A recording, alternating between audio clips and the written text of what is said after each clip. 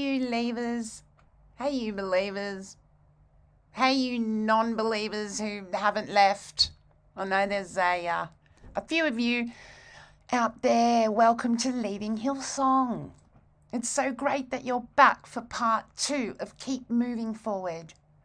My name's Tanya and I am so happy that you're here. You decided to tune in and listen in to our conversation. And Helen was saying before that it's like, it's like we're sitting at a bar or something. Now, last we left off with your classic Leaving Hillsong cliffhanger. And Hel had been in Hillsong at college 2005, 2006, when, due to an increasing depression, his attendance just dropped right below what was expected in order for him to maintain his visa. He had come out from Puerto Rico for this very special college situation. And we're going to pick up from there. I just wanted to let you know I've done something a little bit different this time. There's a few swear words in this episode. And so what I've done this time is we're going to have just the same episodes, and I'm going to call one edited, one unedited. So before you progress, check which version you're listening to. It's a funny thing, the old language, like I'm not particularly attached. I just want people to speak freely. But, I grew up in one of those households where, they'd be happy to watch those like super violent movies. My parents are fine with that. People getting shot and thrown under trucks and all kinds of stuff and whatever, but they mustn't swear. So, we're all about options here at Leaving Hillsong. Here's some options. This is part 2 of Keep Moving Forward. Have you got your snacks ready? Because this is a good, fun chat and there's a lot of great concepts come up throughout this conversation. I love this approach. Welcome to Keep Moving Forward, part 2, with Angel Huertas. Rightfully, in regards to my attendance, I was not meeting my quota in the attendance. So then, because I wasn't making, we're still in the first year here. This is 2006. Sorry, so I started summer 2005. So I would say around Easter time of 2006. This was kind of starting to come up, as in now you have to go to immigration and go to an appointment to see what can be done, because we have to send in these reports, and in the reports it shows that your attendance is not up to par. And we're going to drive you there and send a support person with you? No. Yeah, I went on my own. I went on my own. I had a friend of mine that went with me, and it's funny because she came into the appointment with me like she was kind of like my wife or something. This is Elena. Shout out to Elena. She is my Puerto Rican friend, and she was a balsam, a well of living water for me. And I really she was like my sister, and we're still really good friends. But she went to the appointment with me, and she sat through the appointment with me, all the protocol of that meeting that lasted probably maybe 25 minutes, but it felt longer until they finally delivered the news that they were going to cancel my visa. Oh, okay. And that's when had you argued to stay? I was trying to plead my case. I was like, right. But they said, no, we don't find our fit. And after that, they did lay out the option. So you have the option of actually appealing this. Okay. This is going to consume some money, but you have the option even to appeal these funds that you had to lay down. Anyways, at that point, I knew those procedures and I had like a week to kind of put it together. But I left that meeting kind of feeling all zombie-ish. And, how did I tell my parents that I'm getting kicked out of Hillsong, and not only Hillsong, but getting kicked out of the whole continent? It was tough for this 22-year-old to be like. And how did you do it? How did you do it? I'm feeling overwhelmed. Like my visa just got canceled while you're talking. Like it's a lot at once. That's school. That's food. What do you tell the church at home? Like, yeah. And I parents and I was on my own. I was on my own. Like Hillsong did. I stopped existing.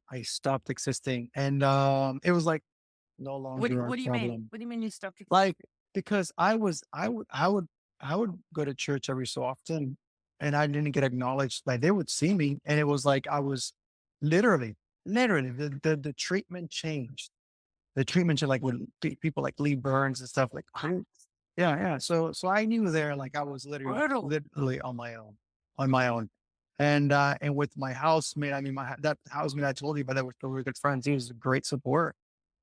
He was great How support. how long did they give you before you got to go?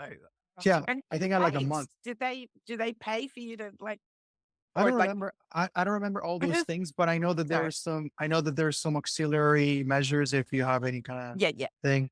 But they did lay out, these are the options you have. You can appeal. So what I did was, you know what? I'm not ready to leave. Even if I'm going to get kicked out of Hillsong, I want to stay here. So I appealed. And then I also appealed to the fees that I had to pay because I didn't have the money. So I appealed. I submitted all Right. documents. It was an amount of money like close to $2,000 I did not have. And it would be refunded back to you if you won the case. So I Ooh. appealed all those funds. And sure enough, within a few days, they granted my appeal. I didn't have to pay anything, and then they were going to start an investigation. Oh, So, an investigation into what? Sorry. as in, if there is like, is this decision that we're going to make, um, solid? Is this like, does it Okay. make sense? I want to kick you out of the country. So basically, you're not process. I'm going to submit documents. I'm going to submit my case. I'm going to submit my argument. And I had some friends helping me out. To make up to solidify my case about my depression and all these things. So what happens then is they rip up my visa and they give me a new provisional visa that has Mhm. no expiry date until Wow. it is resolved. So that was really cool and interesting because I was supposed to leave Australia maybe within a few weeks, and I was still there. Months passed by, and I could see when people saw me, what's he still doing here? And I was able to stay. Probably I was meant to leave in, like, my original visa would have expired in August, and I ended up staying till November out of my own decision. Decision had not been solved yet. And during that time, a lot happened. Like from like March, April, May, June, July until November. And that's when a lot of deconstruction happened for me Okay. Okay. as That I was was there in Hillsong. all right. Walk us through that. So even before I got kicked out, I was becoming a little bit restless with the predictability of the services. Um, I was one to welcome the spontaneity or everything, and I soon became aware that this spontaneity that the service gave the impression of, it was just an impression. You know, you had the lights, you had the songs, but everything was so very well timed. The music, the time when the person would come in to talk about the offerings, when they would come in to introduce the preacher. And soon enough, I was like, this is going to happen now. This is going to happen now. This is going to happen now. And it just seems so well, it seems like a well oiled machine, but it's not meant to be a machine. It's meant to be this organic free flow of the spirit, no? That God is going to move and flow us. But I was like, now people are gonna, now the young people are gonna go up front, they're gonna do this little pseudo mush pit, jump up and down, sing these rock and roll songs. And soon enough I started becoming weary of it. I'm like, this doesn't make any sense. This music doesn't make any sense. I started wondering, like, why does God need his music? Why does God need us to be singing these songs? Like, is he sitting somewhere, fatting himself and just kind of eating some elitist grapes or something? And I was seriously asking myself these questions because it stopped making sense to me. I literally started having this existential crisis. I'm like, how is this? How is this God? And if this is God, wow, this is like, so we have to do concerts every Sunday, and God is, meanwhile, there's like world starvation, places don't have clean water. but God has time to every 9 o'clock in the morning enjoy these concerts that we Mm. all over. So I was making these questions on my own, on my own, on Mhm, my own, on my mhm. own. And during that time also I was listening to things. I was listening to, I don't know, back then they were called podcasts, but I was listening to MP3s of a good friend of mine, Jay Baker. I don't know if you know Jay Baker. So Jay is the son of Jim and Tammy Faye Baker of the 80s televangelists. Yeah. Yeah. Yeah. I know that. Wow. So back then he had a church in a bar, and he had just become gay affirming. And during that time, I was plugged in, and I remember listening to his message, and that just shook me. I'm like, no way, what is the gay thing? Okay, like, and I start problematizing it. I couldn't stop talking about it. Talk about it with some friends of mine, and they're like, angels going, angels going down slippery slope. But I was because I'm like, there's something here. There's something here. We talk about God's laws. There's something here. So if there is such a thing as God's love, so God loves my gay cousin. God loves love, love, not like waiting for some love. That's also happening alongside the thing I was telling you about, like Okay. starting problems. So all these things are happening at the same time. I'm no longer at Hillsong College, so I don't owe them anything. Where I'm did you live? legitimately How did you find somewhere to live and eat and stuff? see what. So then what happened is I moved. I moved to I was part of a Latino Connect group in Hillsong, so I moved to in with one of the Connect group members Good. and to his house. So he had me rent a room. So his family took me in. So that was definitely Wonderful. a huge blessing where I was there. So I had nothing to do with the college anymore. I would attend Hillsong every now and then. I first stopped attending the music part. I just couldn't do it. I was more interested in what they had to speak. And then I just stopped attending altogether. It just, Mhm, I was mhm. like, God, like everything, just like the triumphalist dynamics, the triumphalist rhetoric of everyone, of every preacher. I think it's always very triumphant. Oh, the best is yet to come. And What does that word mean? Sorry. back then, it was just Brian's slogan. The best is yet to come, and the No, best I is yet mean to the come. triumph. What's triumph? The triumphalist, like a fairy tale, happily ever after.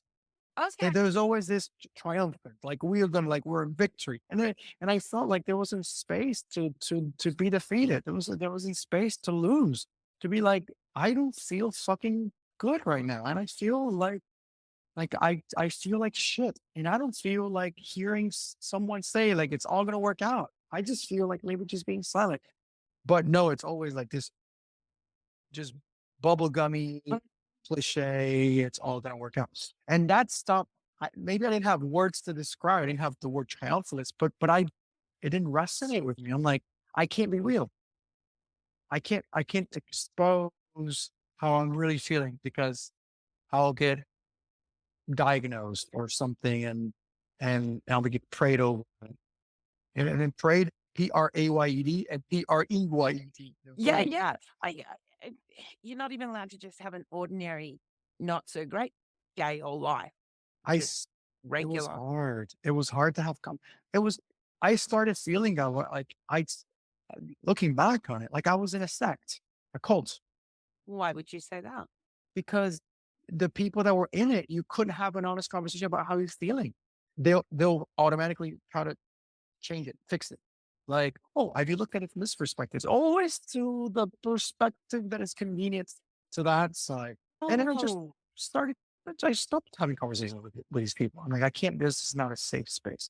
So I had my friend Elena and my housemate Lance, who's, shout out to Lance. He was still there, but I could talk to him very real, and I trust him. I still to the day, and I think he's probably still there, which is a rare thing to more encounter. and more so, yes.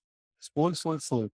So all throughout that time, some of the very early, let's put it this way, some of the early tiling on my floor was getting planted of what would be a constant life of problematizing, and not out of capricious nature, but out of a bit of a non-conformist nature. Like, this shouldn't be this way.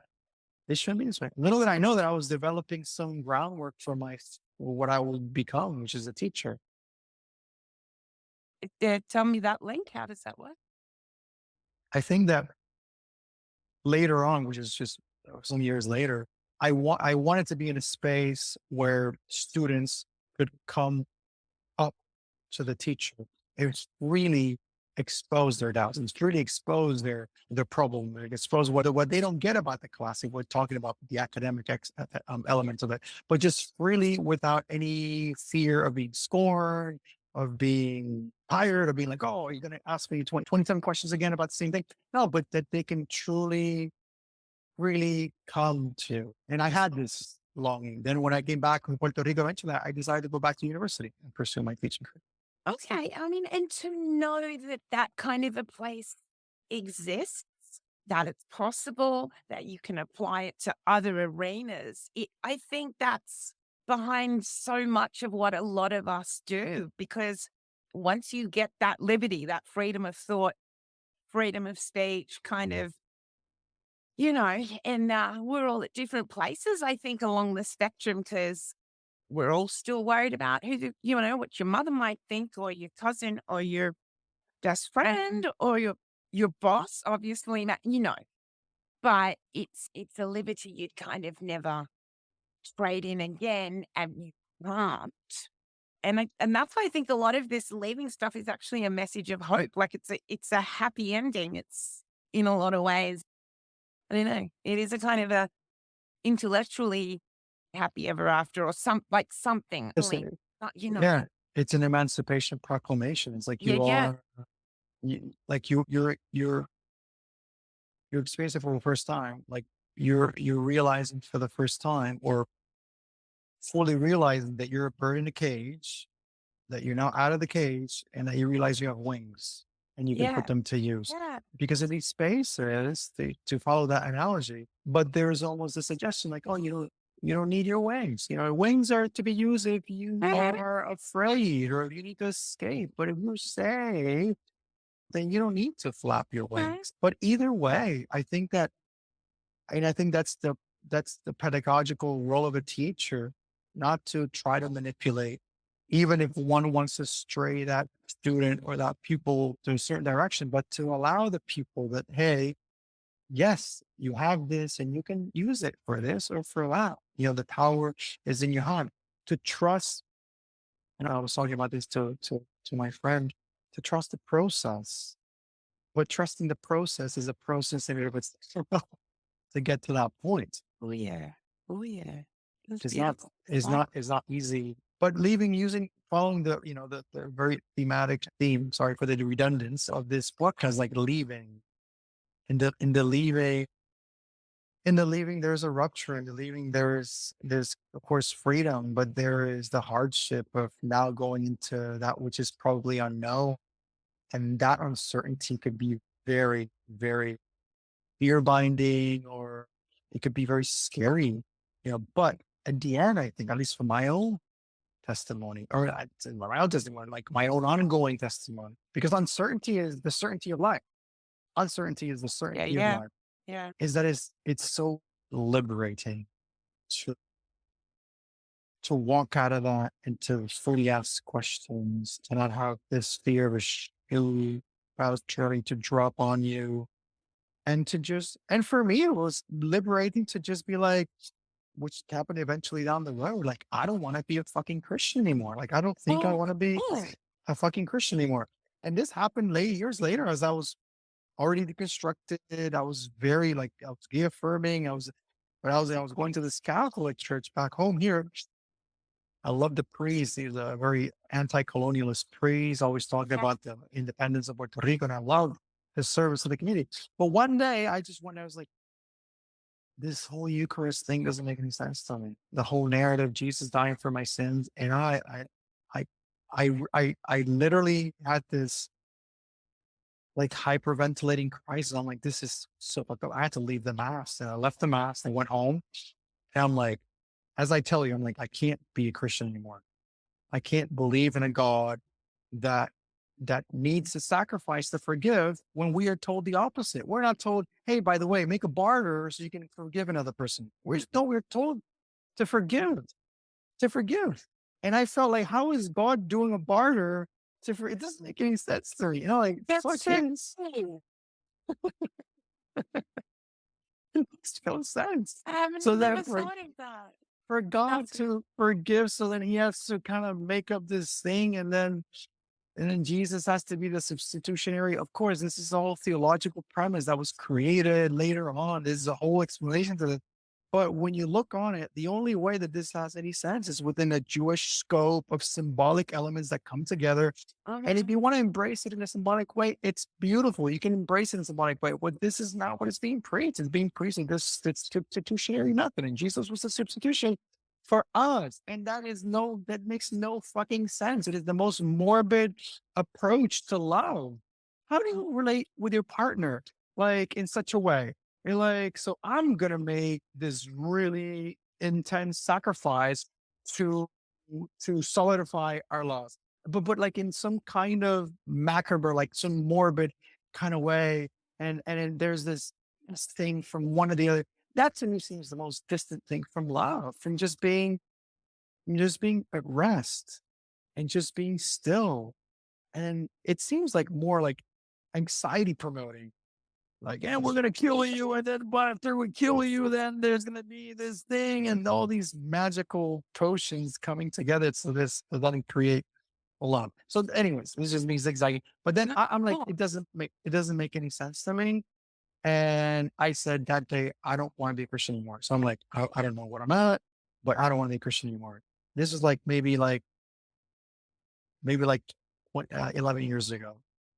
Fast forward to a couple of months ago, maybe a year ago, I was like, you know what? I think I'm ready to be a Christian again. really Um, wow. and and that decision came upon the fact that I knew that it re-embrace of Christianity had to do with the teachings of Jesus solely, not the esoteric magical stuff that I don't have any desire to embrace or to go into that mystical level. I don't care. I was embracing in that moment the moral aspect of it, the moral aspect of forgiveness, of love, but also this very well linked with my atheism and my agnosticism. So if people ask me, oh yeah, a Christian atheist and agnostic, um, and that plays into a really good conversation. But it's not something I'm dying for. Like if someone asks me and someone feel comfortable with knowing that I'm not a Christian, I'm not gonna argue saying, no, I'm really a Christian. I don't care because just so I'm angel and I'm trying to learn every day and trying to be present. And that's something close friends of mine know I'm trying to. Like the other day when I was telling you, I ran into Noemi. I hadn't seen her in over like 10 years. Person there, and I've not gone to church in a long time. So they did this moment where people are praying for each other. So a lady behind me is like, can I pray for you? I'm like, okay. And he's like, what do you want me to pray for? I'm like, I want to be more present. I'm going to be more present. And that was my prayer request. She never mentioned it once in her prayer request because it was just like the pamphlet prayer. I don't know. But I can be in those settings and I can be okay. I'm not going to be jumping up and down. But where I'm at right now, like I'm at a much peaceful place to understand that there's people navigating in that realm of church, of charismatic churches, and maybe that's good for them. And I'm not going to trivialize their walk. I'm not going to be trying to deconvert them. If a conversation is had and they allow me to be open, but I'm not going to try to reach in to be like, so the outcome of this conversation is hopefully this or that. If they're doing great in life and happy, then I'll rejoice in that. I'll be like, I'm so glad. Are you good with your family? Are you good with your neighbors? Are you good with yourself? And that's great. And you do sing hallelujah every single often in church? Great. And that helps you. Yep. Great. Yep. So that's where I'm at. I'm trying to just work on this disclaimer. Yeah, I think the early atheism was so important. And by early, I mean the 2000s and stuff when the great four horsemen of, the white men of the establishment took swings at the columns of my metaphors. But I think it needed, and this is just me, I think it needed to be very fundamentalist. No one was going to listen if it hadn't come out of incredibly privileged, white, educated men's mouths. And it was very extreme back then. And it, it, I mean, you then automatically, you get human results. So you find out that the atheists are just as human as the other group and have power problems and personality problems, blah, blah, blah. And that there's really awful, people outside of the church, and there's actually some great people there. Sorry, I'm trying to think of the phrase I heard the other day where the woman said, we need to extract the benefits of what we learned. So singing in groups is a great thing. All these various things that were beneficial, but outside of that context would be, great. Anyway, where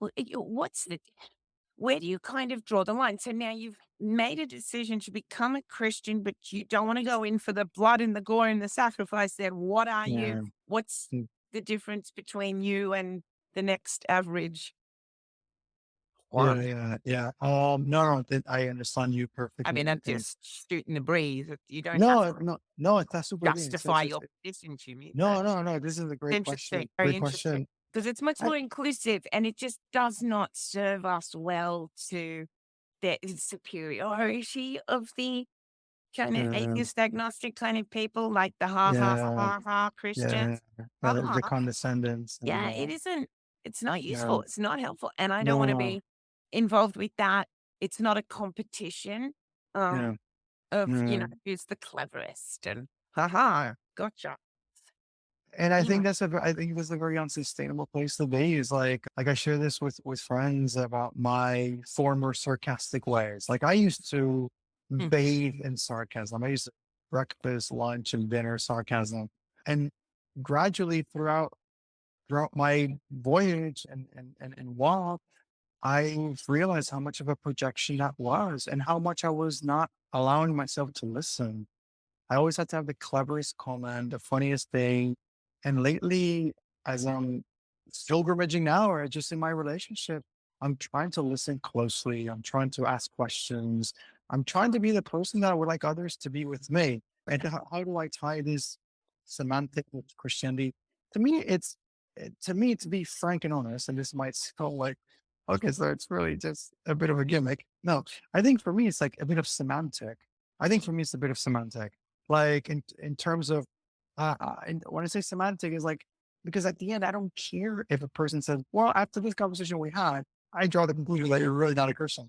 I'm like, okay, I really don't care. Or I'll really draw the conclusion that you are a Christian. I don't care. So I embrace that realm of Christianity, even though I feel very uncomfortable at times. But I'm like, I'm not gonna be switching back and forth. So I'm just let's stick with it. Okay. Bit of a joke. But seriously, I think it's because I don't want just to be subjected to however some person is going to hijack that definition. Because there's so many Christianities. That's the fact of the matter. There's so many Christianities, Right, even in right. one church. In one church, you're going to see so many different Christianities, different gods, different perspectives. Yes. God is like we can never.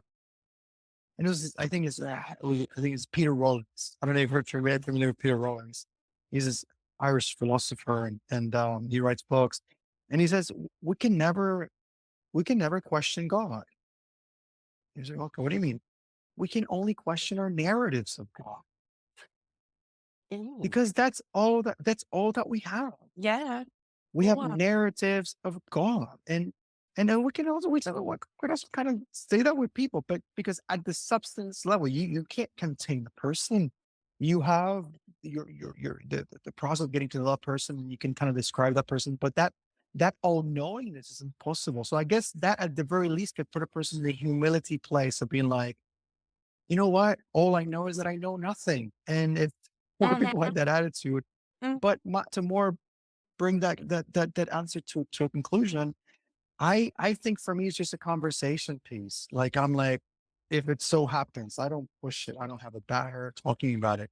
Yeah, yeah. Uh, It's just but if interesting it with comes up, identities and what's important to people to actually call themselves as opposed to just say, yeah, I dabble in a bit of this or that, or I like it uh, culturally, or my family. It's, do you know what I mean? People do things claro, claro. for And it's reasons. also the fact that most of my family are Christian. So I'm a Christian too. Okay. So let's talk about the contrasts.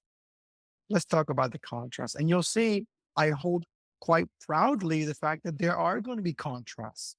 Like, I am a member, I mean, via online, of the Satanic Temple. So like, or of the flying spaghetti monsters. So it's like, to me, it's not something that for one, it's not something I do on Sunday morning. I realize I don't attend any church. If someone were to invite me, I would Hmm. gladly go. I have no problem. But I do. If someone asks me, "Are you a Christian?" Yes, I'm a Christian. Okay. If that's the end of the conversation, that's fine. I don't feel the need to explain. I don't care if that person put me in the category of the most homophobic person. I don't care if the conversation is had. I'll gladly have it. Okay, so it sounds like it's about the values, not the plot of the story. Yeah, I think Yeah. there's many plots. Yeah, there's many plots.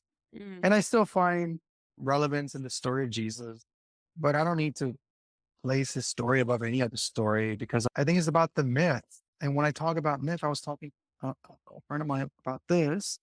And we all have myths. I think the approach to a myth, as I approach it, is not a negative approach. It's the story of the story, like the myth that we tell ourselves, like the story that I tell myself about myself. And again, I'm approaching this term with grace. Like, what is the story that Angel tells about himself? We all need myths. The story that we tell ourselves about how we face a day, how we look at the sky and make some Hmm. narrative, how we look at the elevator conversation in my building with the old lady that started telling this story, and you create meaning. I don't think there's like this objective 100% truth thing. There's just how you engage with it, how that soaks you up and affects your day. And that's the beauty of the myth. And I think we're all myth creating beings because we all need the myth.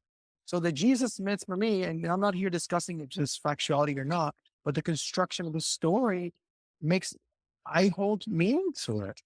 Just Hmm. like I hold Okay. with with my experiences with my grandfather. And it has the equal amount of meaning. Like Yeah, I that. mean, you can't measure these things. How did your family react when you went, I don't want to be a Christian anymore? How did they go with that? Oh, my family had been already like at that point, it was like I've always been very vocal about my processes. So that was the point I kind of spoke it upon myself. It was more a thing I spoke about myself and I had a blog that time and I wrote about it.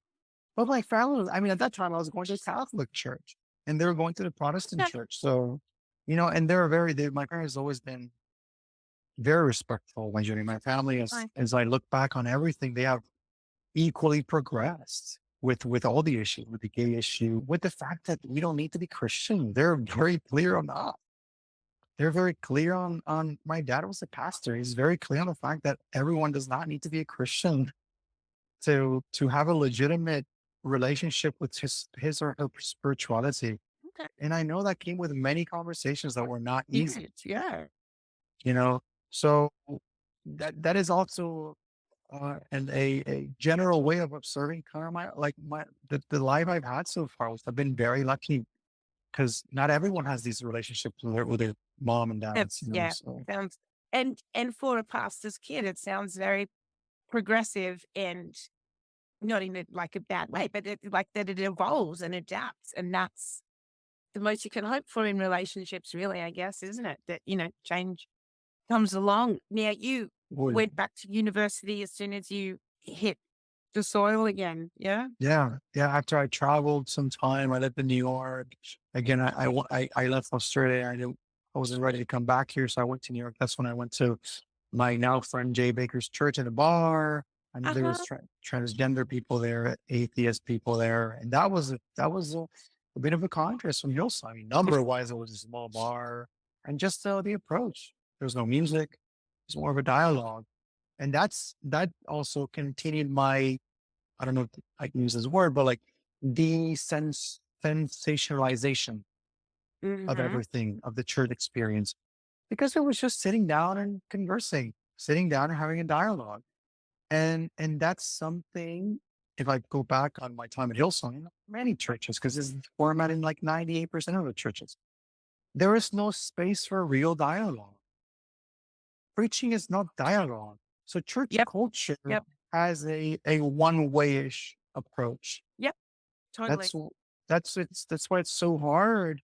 So people who are parishioners in this space to have challenging conversations and to let go of the grip of the conversation, because evangelism, which is usually the main premise of why they go out, is to be in control.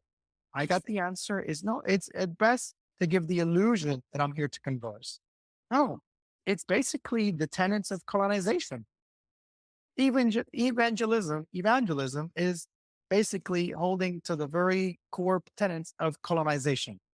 I'm here to tell you what's good for you. I'm here to let you know that you're wrong. I'm here to defend you from all the bad people are going to come. That's colonization. Speaking in terms of Hillsong and how Hillsong has progressed from that time to now, is the perfect example. I go to different cities. I don't really make solid relationship with the churches that have been here for years. I come with my brand, and my brand is going to show the other brands how it's much better. It's colonization 101. Yeah. And when you're acting on the opposite of that, that is such a beautiful place to be in, because you open up your ears and you're not there to fix. That book, the Blue Like Jazz book from Donald Miller. And there's this scene in the movie, and it was also a book that said the beautiful thing about jazz is that it doesn't, I might be paraphrasing it, but it doesn't seem to resolve. Jazz is not there to resolve. It's like it's a journey. Mm-hmm. So if more of the religious world was like that, oh my God, it would be such a different picture. Maybe churches would be smaller because there'd be less recruits, but it would be a safer space. I don't know if that was the question that you asked. No, I just love it. It's just all so valid and so good. But tell me about becoming a teacher. Glad, and that was your question. So, Yep. so in 2011, I Okay.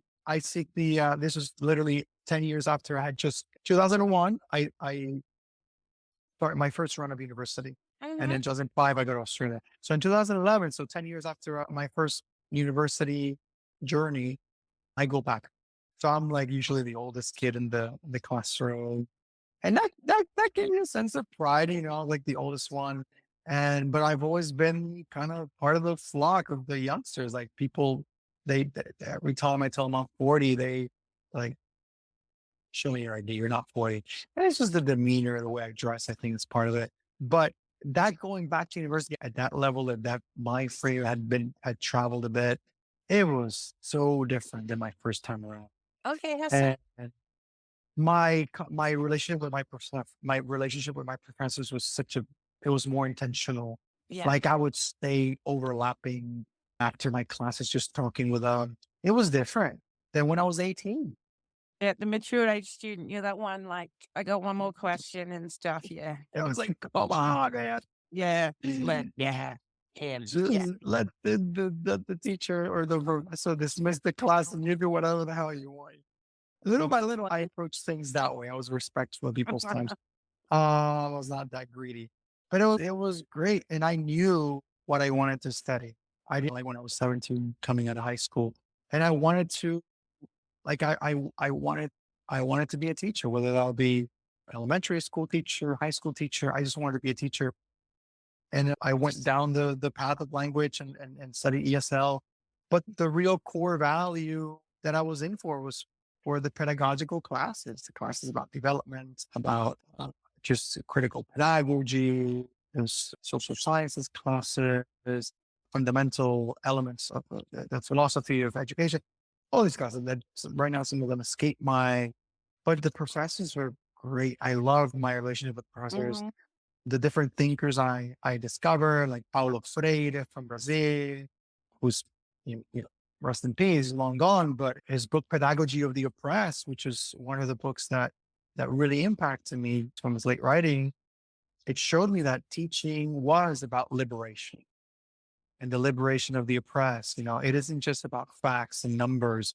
It is about the empowerment, the empowerment against those who want to be empowered Mm-hmm. and who want to basically starve education. And we see that here in Puerto Rico. We see it here as the public university little by little gets privatized bit by bit. And we see it in other countries too. So that gave me a lot of enthusiasm for what I was learning and for what would be later on my profession, which is now my profession. So during that time, it had a lot to do with my travels, it had a lot to do with the people I met, the places I'd been. I wanted to create this. If I were to share with you my imaginarium of the things I was thinking about, I wanted to create the classroom space to be a safe space for Mm-hmm. kids to know, that there will be nothing too childish or too unimportant for them to enthusiastically share with the teacher. So Mm-hmm. create that culture of Oh. you're a full human. You're a full human. You're not a human. You're a full human as you are. And even more so, the fact that they're so far more in tune, I think, with the senses of wonder that are all around us that we have kind Mm. of lost their lives and with their cynical ways. So that's something I really get from the kids. The humor, Yeah. transparency, Yeah. all Yeah. that. And I experienced that in Germany too. So there isn't much of a difference. Yeah, culturally there's differences, but the essence of childhood Mm-hmm. is there. So far, I'm so glad that I made that decision of going back to university at old age. I'm putting These are quotation marks. such a Godly. These are such beautiful ideas. What else do we want to tell people? I think that's a If good this place is to so wrap up. lovely, though. So Yes, and Louis Frutal, I've enjoyed it very, very thoroughly. For anyone who's listening, anyone who's been involved in, given the fact that this is a specific Hillsong connected podcast or just church in general kind of connected. I And heard that, Ben. You said podcast like an Australian. see, so there's a little bit of there. And I think that everyone's journey is sacred. Everyone's journey is so sacred. Yes. Even for students that might be going to Hillsong now. Like, I don't feel it's my place to discourage that. If there is an opening for real conversation to be had, I can have, but I don't think it's my place because no one did it for me. And I don't mean to suggest like, yeah, lead them on to like really horrific traumatic experiences because I think a genuine conversation could be had, but not, at least me. I don't feel like it's my place to be proselytizing the other way around. But this I do want to highlight. We are in a time that many things that were going on then, but are now so on the surface that they're very hard to ignore. And they're very important things to address of an organization as large as this, Hillsong, even though it's slowly shrinking, but it's an organization that still has a lot of influence. And there are so many undeniables of the abuse of power, of the abuse of their positions. And I think those things need to be addressed. So if a conversation is odd, there are other options. Of course, if someone wants to study theology or something, there are many options, better, way better. But I guess my approach is to say that I'm not going to judge a person if they're going, because I was going that direction. But there Mhm. are better options. There are better options. And to wrap up, each journey is so sacred. Each journey is so sacred, wherever it might be at. Like I mentioned before, like to trust the process, And I'm still trying to trust the process. It's always it's like the utopia, no? There's the utopia, as Eduardo Galeano says, you have the utopia over there. You see the utopia in the horizon.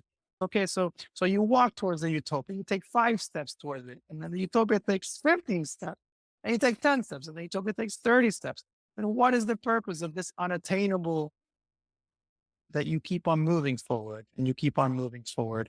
So I think there are the utopias in life that are not about attaining them, but allowing us to keep on moving. And the best is yet to come. Just joking. No, I love it. That's so beautiful. I love Yeah. all that. It's so cool. It's so cool. I don't have the right words. which is All good. right. Igual, and like you, it is very cool. It's good things to keep there whispering at us. Yeah, But, you've given me a lot to think about as well. So gracias. thank you Con so much gusto. for sharing. With pleasure. All right. So, Thank you. adios. Ha sido un Thank gusto. you. It's been a pleasure to talk with you, Tanya, and everyone else who's listening. A pleasure that you take the time Yep. to listen to us converse. Yeah, wonderful. I'll talk to you soon. Bye. Adios.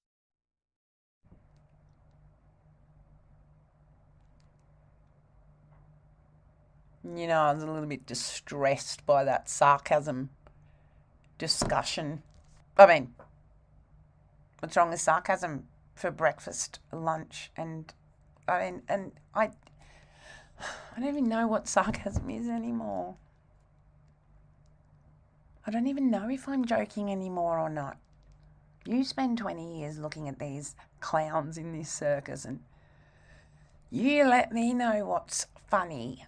Thank you so much for hanging around and listening in. And I love all of these first-person accounts, and there's just so much crossover and history, and it's just fascinating. And thanks so much to Angel for sharing so much with us. I asked him, as I do with everyone, what they would like. Give me a couple of sentences for a bio so I can, what would you like as your bio? And interestingly, his profession as a teacher doesn't come into it at all. It's really interesting. Around these parts, what do you do, and where do you live is the hello and how are you of this country. And Hal says, human, Puerto Rican, critical pedagogist, friend of animals, especially Neruda and Lennon, my two feline buddies, follower of the gospel of Mr. Rogers. And then he's written a quote, I'm talking to you, so right now you are the most important person to me. Our conversation is the most important thing to me right now. And that's a Fred Rogers, Mr. Rogers quote. And that's how I always feel about when I say thank you so much for listening in. It's like, wow, you could be doing anything right now, but you've been having this conversation with us. And I love that. Stay very closely tuned to social media. Next weekend should be a big, fun birthday present one. Knocking on, I don't know, heaven's door or wood or whatever works. It's going to be exciting. Please be kind to yourselves. People are aware that the 17th of August, which is the verdict for Brian Houston's court case, is coming up. Take it easy. Trauma's a funny, funny game. You don't know quite how it's going to jump up at you like Glenn Close in the bathtub. And Fatal Attraction, so be kind to other people. You don't know how many Glenn Closes in the bathtubs they've got in their house. And keep leaving Hillsong. You're doing such a great job. Keep it up. And we'll talk soon. Bye.